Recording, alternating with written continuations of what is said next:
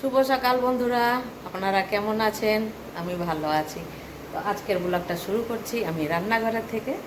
তো আসুন, আজকে এখন রান্না করার সময় হয়ে গেছে, আপনাদের দেখাচ্ছি কি কি রান্না করব।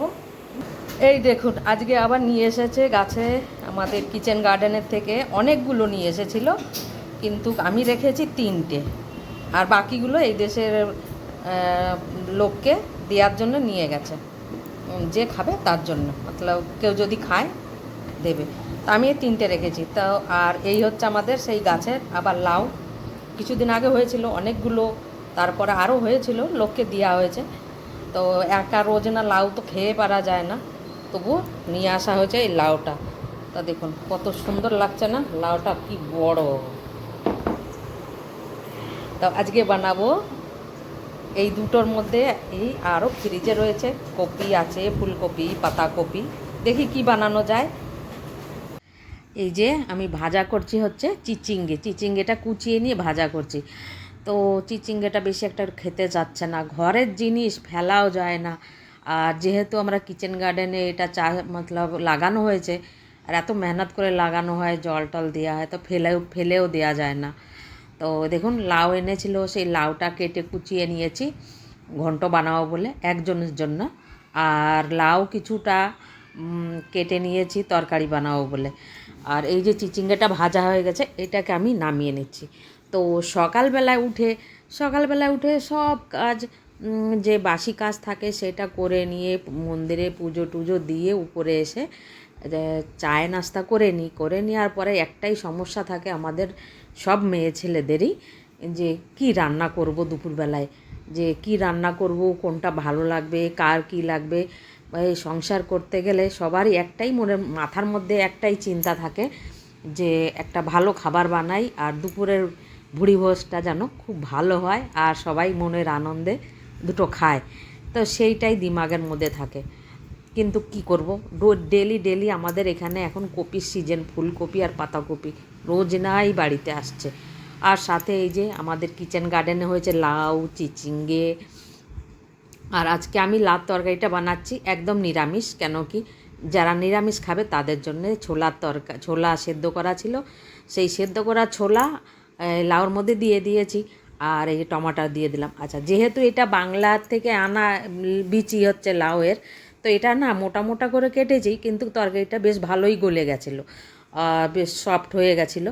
আর এইখানে যেটা লাউ পাওয়া যায় সেই লাউটা না অত মোটা মোটা করে কাটলে একটুও গলে না, আর একদম শক্ত হয়ে পড়ে থাকে। মজবুরিতে মাঝে মাঝে আমি কুকারের মধ্যে দিয়ে লাউটাকে সেদ্ধ করে নিই, 2টো সিটি মেরে নিই। আর এই যে আমার লাত তরকারি একদম কাবুলি ছোলা সেদ্ধ করা ছিল, তো কাবুলি ছোলা দিয়ে লাত তরকারি কমপ্লিট হয়ে গেছে। এইবারে বানাচ্ছি আমি ঘন্ট। তো এই ঘন্টটা হচ্ছে লাউ দিয়ে, আর ইলিশ মাছের মাথা ছিল কালকে, অর্ধেকটা দিয়ে কচু ঘন্ট বানিয়েছি, আর অর্ধেকটা দিয়ে লাউ দিয়ে ঘন্ট বানাচ্ছি। তো এই যে কাঁচা লঙ্কা দিয়ে দিয়েছি, তেজপাতা, জিরে, এগুলো দিয়ে ভাজা করে নিয়ে বানিয়ে নেবো ঘন্ট। তো ঘন্টটাও আবার বাড়ির মধ্যে একাই খাবে, আমার বরমশাই খাবে একা, কেন কি আমার ছেলেও খায় না ইলিশ মাছ, আর যে বউ আমাদের রানী সেও খায় না, আর নাতনি তো ছোটো, ও খেতে চায় না। আর আমি তো একদমই নিরামিষ ভোজি, মাছ মাংস কিছু খাই না, কিন্তু বানিয়ে জরুর দিই। আমাদের বাড়ির সবাই কুটুম্ব আত্মীয় স্বজন যারা আসে, আমি তাদের সবাইকেই মাছ মাংস ডিম সবই আমি রান্না করে দিই। তো আমি না খেলে কি হয়েছে, সবাইকে বানিয়ে দেওয়া আমার কর্তব্য, তো আমি সেটা করি নিয়মিত রূপসে। তা এই দেখুন আমার লাউয়ের ঘন্ট তৈয়ার হয়ে গেছে। আর এইবারে বানাচ্ছি সবাই যাতে খেতে পারে, এটা হচ্ছে কারি। আচ্ছা, রাজস্থানের লোকেরা আর কিছু খাক না খাক, তরকারিটা তো ঘরে ঘোল সবারই থাকে, আর ঘোল যদি নাও থাকে তো দই তো জমাই, যাদের বাড়িতে মোষ থাকে তারা কমসে কম 10 কিলো 20 কিলো দুধ জমিয়ে দেয়, দই হয় ওইটা দিয়ে ঘোল টানে। তো ওরা ঘোল নিজেরা যতটুকু খায় রেখে দেয়, বাকি পাড়ায় দিয়ে দেয়, কিন্তু আমরা সেটা করি না। আমরা নিজেরাই 1-1 কিলো দুধের দই জমাই।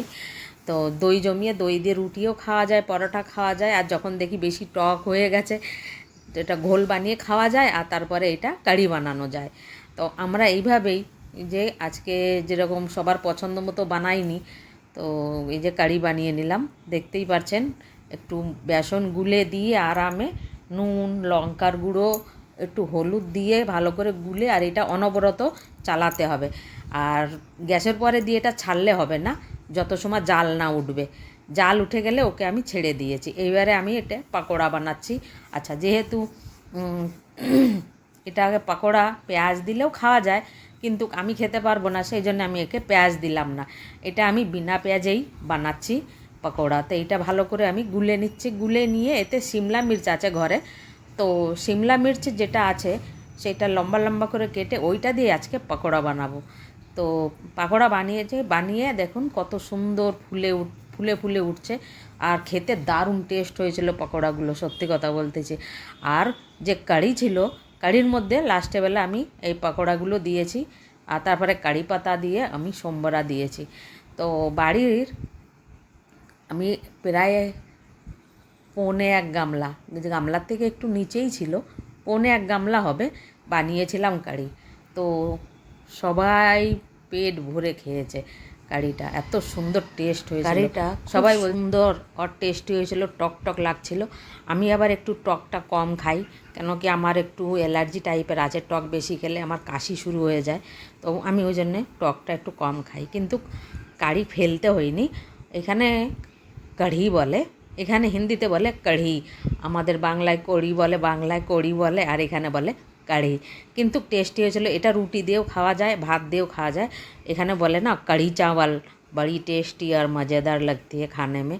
তো এই যে আমি বাঁচা হওয়া যে বেসনটুকু ছিল ওইটা দিয়ে আমি ফুরুলি ভেজে নিচ্ছি।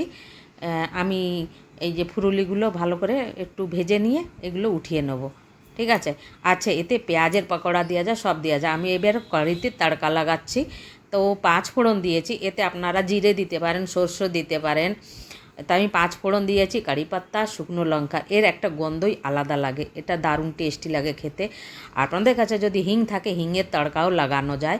তো আমি এই যে তড়কা লাগিয়ে দিয়েছি কারিতে, আমাদের একদম কারি রেডি, একদমই খাওয়ার জন্য একদম রেডি। তো আমাদের কারি তৈয়ার। তো কালারটা দেখুন, কালারটা এত সুন্দর হয়েছে কি বলবো, দারুণ টেস্টি হয়েছিল। আর ভাত দিয়ে সবাই খেয়েছে, সাথে রাত্রিবেলা বেঁচেছিল, রুটি দিয়েও খাওয়া হয়েছে।